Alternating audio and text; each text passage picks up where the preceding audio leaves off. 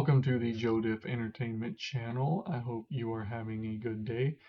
Today I'm just going to be reviewing a couple of the recently revealed Yu-Gi-Oh cards in the last couple of days. I'll probably do one of these maybe every week or so, just reviewing cards and giving my opinions on them. I know I sometime in November would like to do a video reviewing the cards that are releasing in the December set, which I cannot remember the name of right now. But yeah, I will be reviewing those at some point. But let's go ahead and get right into it. So basically, I will read what we know of the effects or the effects of each card on the screen. I don't have that many because there hasn't been that many released in the last few days. But as we go through each week, we'll have more cards to reveal and more cards to talk about. So, with that,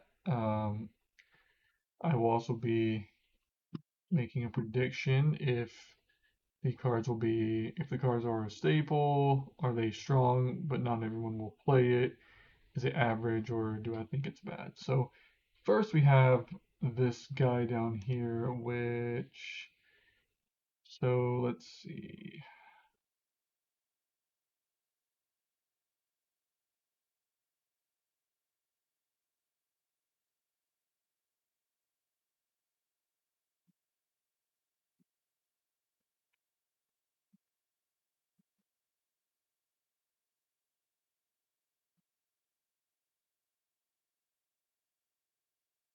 So, uh, Mercurium the Living Quicksilver is a rank 10 XYZ monster. Aqua Dark, attack 3000, defense 3000, that attaches a monster from your deck to itself as material when it's XYZ summoned. And while it has material, opponent cannot activate any monster effects in their graveyard if you have a monster with the same attribute in your graveyard. Mercurium needs to be kept fed with new materials to keep this effect going, but as long as you can keep him satisfied, you'll be able to shut down your opponent's strategy. So we don't know his actual effect, but that's basically what it says about him. Let me get these other cards here.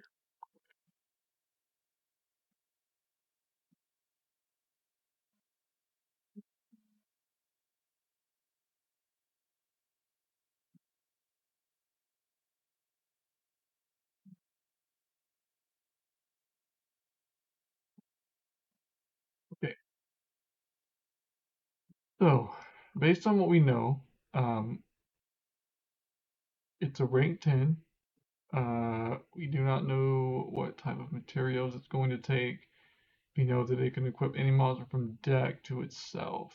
I mean, it says a monster. I don't know if that means any monster in the game, or is that just terminology for an archetype monster? We don't really know. He's hard to rank.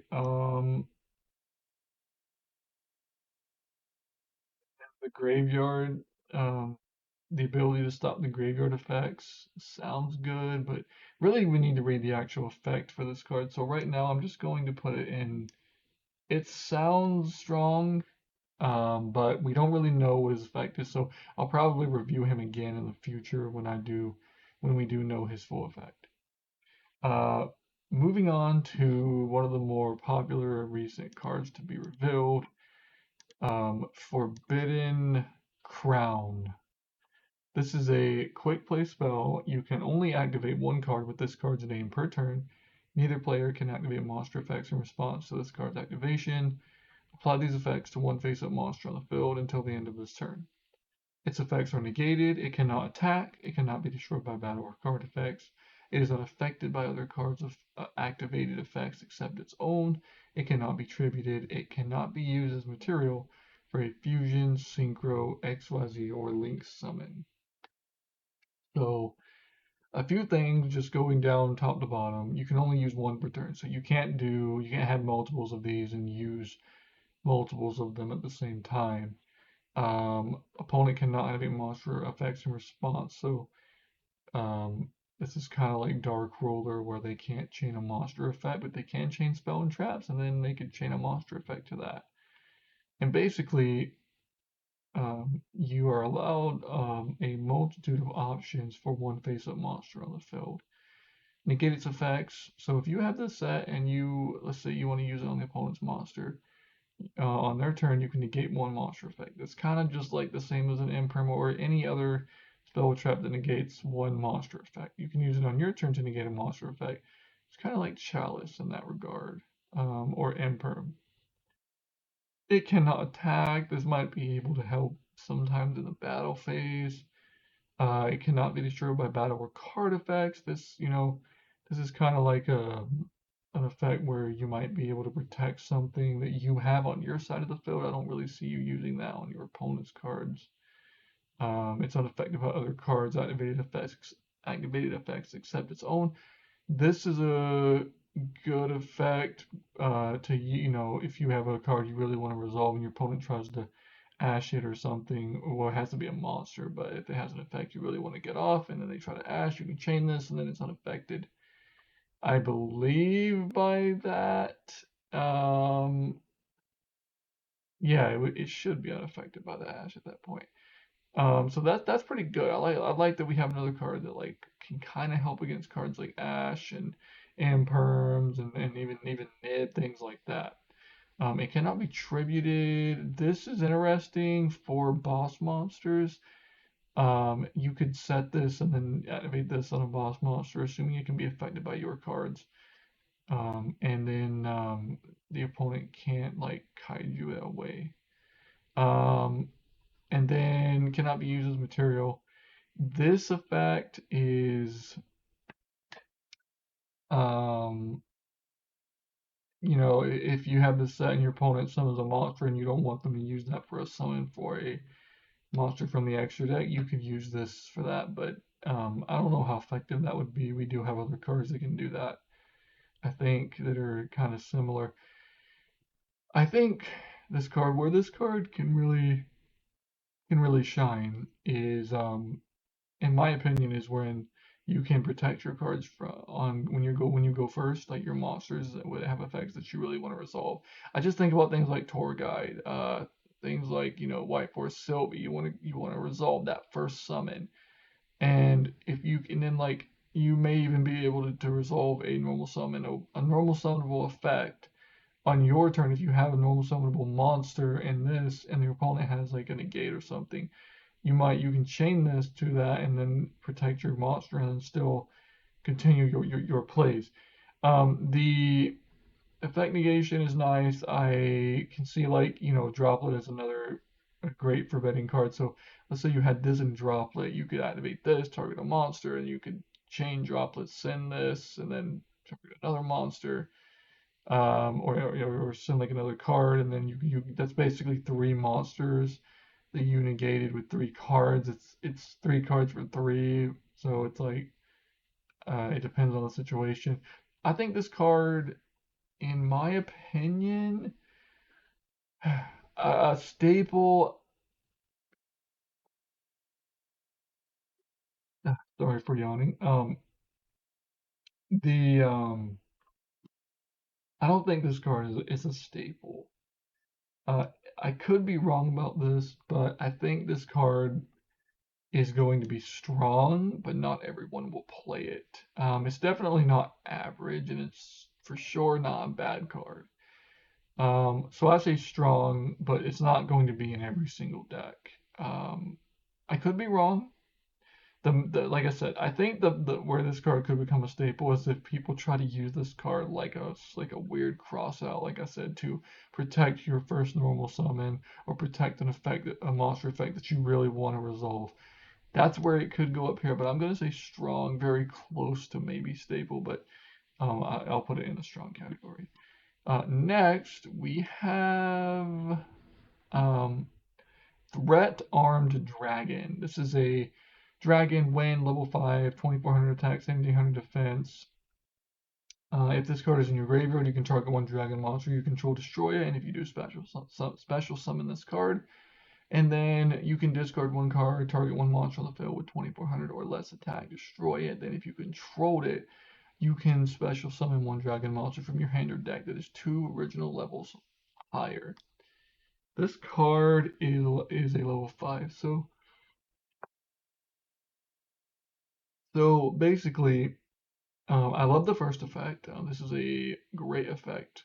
You can send this card to the graveyard with cards like Dragon Ravine, and then you can destroy a dragon and special summon it. And then on top of that, you can discard a card, basically destroy a monster on the field that has 2400 or less attack.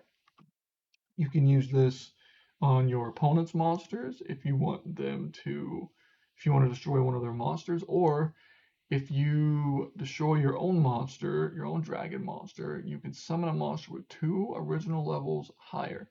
So, if you destroyed your threat armed dragon, you can bring out a level 7 from your deck. I don't know what, there might be something crazy that you can bring out with that. Obviously, you can pop a level 4 and then bring out a level 6, a level 5, level 7, level 6, level 8, basically goes like that.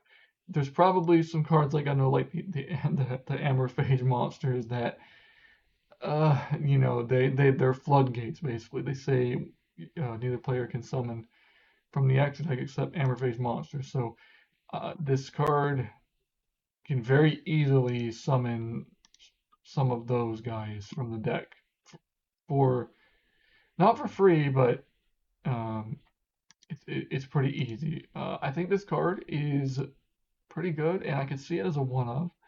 And decks like Dragon Link. I can't really think of any other dragon deck. Maybe Blue Eyes. Would they even want to play this? I don't know. Um, Dragon Rollers. I definitely think you would want to go with maybe one of this. But the best use of it is Dragon Ravine Romulus. Add Dragon Ravine. Use Dragon Ravine. Send this. And then destroy a dragon, special summon it from the grave, and then use the other effect if you wish. So this card, I think, honestly, I think it's a strong card. I would put it right here behind Forbidden Crown. I think this card will, I mean, it's obviously not a staple.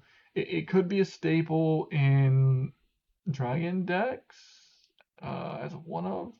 So if you want to say like staple in Dragon decks, that would be something I would be willing to I'd be willing to accept that. But um, it's not a staple in every deck, obviously, so I'll put it in the strong. And the last card, I have 2 images of it. I'm not sure why, but this is the new Fallen Quick Play spell, the Fallen and the Virtuous. It's always treated as a branded and dogmatic card. You can activate one card with this card's name per turn and activate one of these effects. Either send one monster that mentions Fallen of Alvaz from your extra deck to the graveyard and then target one face-up card on the field, destroy it. Or if you have an Ecclesia monster in your field or graveyard, target one monster in either graveyard, special summon it to your field. This card is not a staple in every deck, obviously, because it's specific to the branded archetype. I think that this is probably going to be a staple in branded. So you know, if you want to go that route again, like we did with the dragon, I think it would be a staple. It's probably just going to be like a one of. I mean, the effect is pretty good, honestly, though. So maybe it could be looking at maybe even 2 or 3 of. I think this is a pretty good effect, being able to send a monster from the that mentions Fauna Valvats from the extra deck to the graveyard and then destroying a card, or being able to special summon a monster from the grave if you have a monster in your graveyard with the name Ecclesia. I think it's pretty good. It seems to be a strong card as well, in my opinion. But um,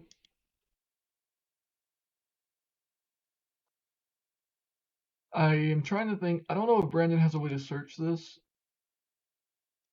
Not really sure if they do or not, honestly. But for some reason, even though the effect seems really good, um, I kind of want to put it in average, but I'm not going to do that because it does seem like it's a decent card, um, generally. So I will go ahead and say that it's a strong card.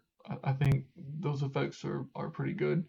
I don't know what kind of combos it can do for branded, but generally, there's nothing bad about those effects, and they're not just average. I don't read those effects and say, okay, that's decent. I think that you could do some stuff with either one of those effects. So that's it basically. Let me know what you think of the way I rated these cards, and hopefully, if I do this again in maybe like a week or two, hopefully we'll have a couple more cards to review than just four. But it really depends on how many cards get revealed, and we don't have any new sets coming, so it might just be slow right now. But thank you for watching, and I hope everyone has a good rest of your day.